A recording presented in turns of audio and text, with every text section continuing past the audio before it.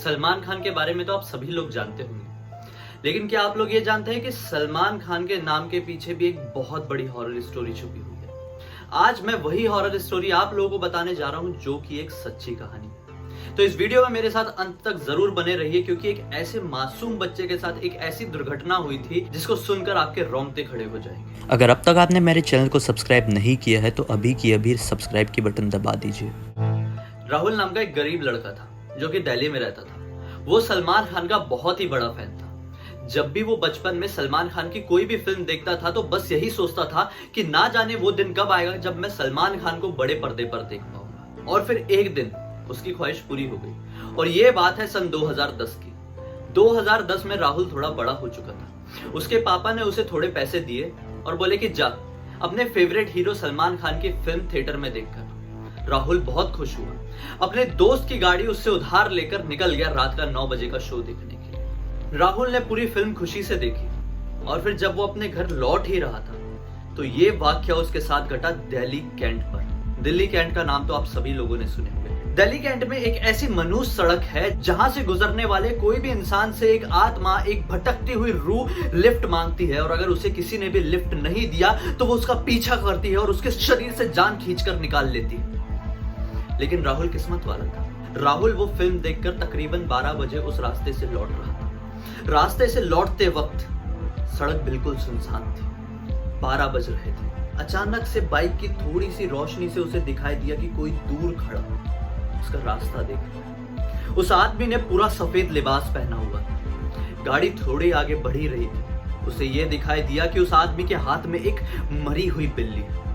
राहुल बहुत ज्यादा घबरा गया। उसने हड़बड़ाहट में अपनी बाइक गिरा दी, लेकिन हिम्मत करके वो उठा।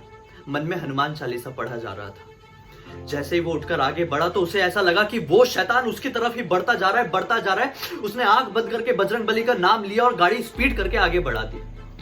तकरीबन 200 मीटर गाड़ी आगे ही बढ़ी थी। एक औरत रोती हुई, बिलखती हुई सफेद साड़ी में उसे दिखाई दी। उस औरत ने उससे लिफ्ट मांगी। उस औरत ने कहा कि बेटा, मुझे यहाँ पर बहुत डर लग रहा है। मैंने सुना है कि यहाँ पर कोई शैतान लोगों से लिफ्ट मांगता है। मुझे बहुत ज्यादा डर लग रहा है। प्लीज मुझे यहाँ से ले चलो। प्लीज मुझे लिफ्ट दे दो।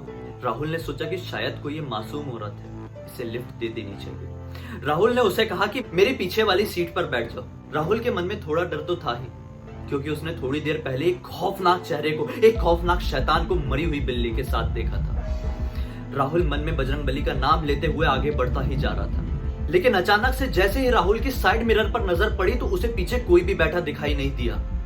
राहुल की सिट्टी पिट्टी गुल हो चुकी थी। राहुल पूरा पसीना पसीना हो चुका था। 200 मीटर या 300 मीटर आगे बढ़ने के बाद ही वो औरत उसे कहती है कि बस बेटा, यहीं पर रोक दो। मुझे लिफ्ट देने के लिए बहुत बहुत शुक्रिया, तुम्हारा भला हो। राहुल पसीना पसीना हो चुका था।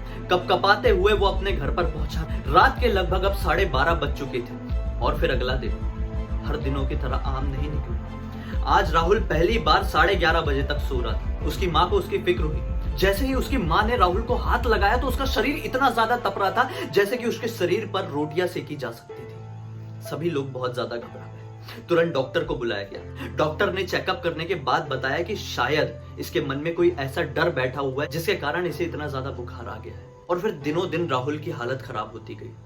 राहुल का वजन लगभग 15 किलो कम हो चुका था। राहुल दिखने में इतना ज्यादा खौफनाक लगने लगा था जिसे कोई रात में देख ले तो 2 दिन तक सो ना पाए। राहुल के आंखों के नीचे काले घट्टे पड़ चुके थे। राहुल की पूरी आंखें लाल होने लगी थी। राहुल की स्किन उसकी बॉडी से निकलने लगी थी। वो रात रात में ऐसी ऐसी आवाजों में बड़बड़ाता था जो उसके माँ बाप ने पहले कभी नहीं सुनी थी। वो ऐसी ऐसी भाषाओं में बात करता था जो उसके माँ बाप ने पहले कभी नहीं सुनी थी। कभी कभी तो राहुल भागता हुआ घर से बाहर निकल जाता था। वो लोग बहुत ही ज्यादा हैरान हो चुके थे कि हमारे राहुल के साथ हो क्या रहा है। राहुल कभी कभी चीखते हुए नींद से उठ जाता था। कभी कभी तो 2 घंटे तक वो बाथरूम में नहाता ही रहता था।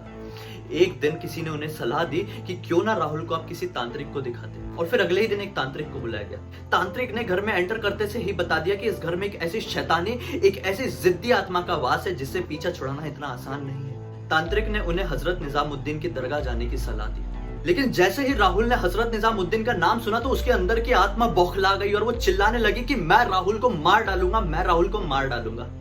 और फिर क्या था, सब कुछ बिखर गया। और फिर कुछ ही दिन बाद एक फकीर को बुलाया गया जिसने राहुल के शरीर से उस आत्मा को निकालकर एक बोतल में बंद कर दिया और अपने साथ वो बोतल हमेशा हमेशा के लिए ले गया। और फिर धीरे धीरे करके राहुल की हालत ठीक होने लगी। आज उस वाकया को तकरीबन 10 साल हो चुके हैं, लेकिन आज भी राहुल सलमान खान की तो क्या, किसी भी हीरो की फिल्म को थिएटर में नहीं देखना चाहता। और सच्चाई तो यह है कि 10 साल से राहुल ने एक भी फिल्म नहीं देखी।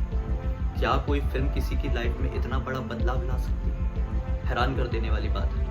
अगर आप लोगों को भी मेरे इसी तरह के वीडियो अच्छे लगते हैं तो अभी के अभी मेरे चैनल को सब्सक्राइब कर दीजिए। मेरे इस वीडियो को ज्यादा से ज्यादा लोगों के साथ शेयर कीजिए जिनको ये ना पता हो कि दिल्ली कैंट कितना खतरनाक एरिया है, उन्हें पता चल सके, ताकि कोई भी रात में उस रास्ते से गुजरने से पहले एक बार नहीं 100 बार सोच ले। मेरे साथ इसी तरह से जुड़े रहिए क्योंकि मैं हर रात 8:30 बजे इसी तरह के कमाल के वीडियो लेके आता हूँ।